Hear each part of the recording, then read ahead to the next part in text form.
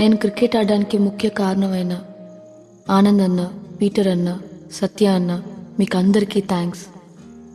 ఈ వరల్డ్ కప్లో నేను ఆడడానికి ముఖ్య కారణమైన మా కోచ్ నెల్సన్ సార్కి థ్యాంక్స్.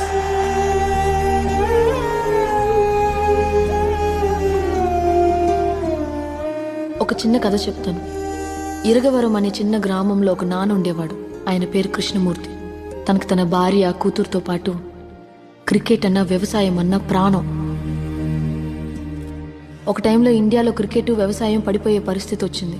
అప్పుడు క్రికెట్ని కాపాడడానికి గంగూలీ వచ్చాడు. గంగూలీ తర్వాత ధోని వచ్చాడు. ధోని తర్వాత కోహ్లీ వచ్చాడు. ఇప్పుడు కృష్ణమూర్తి కూతురు కౌశల్య కూడా వచ్చింది. కానీ వ్యవసాయం పడిపోయినప్పుడు కాపాడడానికి వెళ్ళిన కృష్ణమూర్తిని కాపాడడానికి ఇంకో కృష్ణమూర్తి రాలేదు. పడిపోతున్న కృష్ణమూర్తిని ఆ వ్యవసాయం కూడా కాపాడలేదు. వ్యవసాయంలో రైతు ఓటమి అతను ఒక్కడికే అవమానం కాదు, మొత్తం దేశానికే అవమానం. ప్లేయర్ ఆఫ్ ది మ్యాచ్ అని 5 లక్షలు ఇచ్చిన ఇదే బ్యాంకు మా నాన్న అప్పు తీర్చలేదని మా ఇల్లు లాక్కుంది.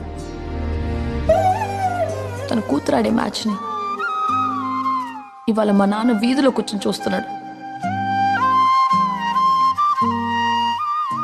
సార్, మా నాన్న మీకు ఎంత అప్పున్నాడు నాకు తెలియదు.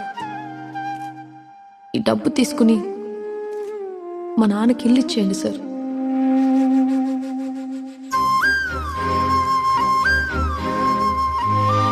వంట బాగుంటే వండిన వాళ్ళని మెచ్చుకుంటాం, కానీ పండించిన వాళ్ళని అస్సలు పట్టించుకోం. ఉస్మే క్యా బోలా? ఒక ఆటని సీరియస్గా చూడడం తెలిసిన మనకి వ్యవసాయాన్ని ఆటగా చూడడం కూడా తెలియట్లేదని చెప్తోంది. క్రికెట్లో ఇండియాని గెలిపించడానికి మేము 11 మంది ఉన్నాం. వ్యవసాయంలో ఇండియాని గెలిపించడానికి మనలో ఎంతమంది ఉన్నారు? ఇండియాని గెలిపించినందుకు నాకు ఈ కప్పు ఇచ్చారు. ఇండియాని బతికిస్తున్న రైతులకి కప్పులు ఇవ్వకపోయినా పర్వాలేదు, కానీ అప్పుల పాలు మాత్రం కాకుండా చూడండి సార్.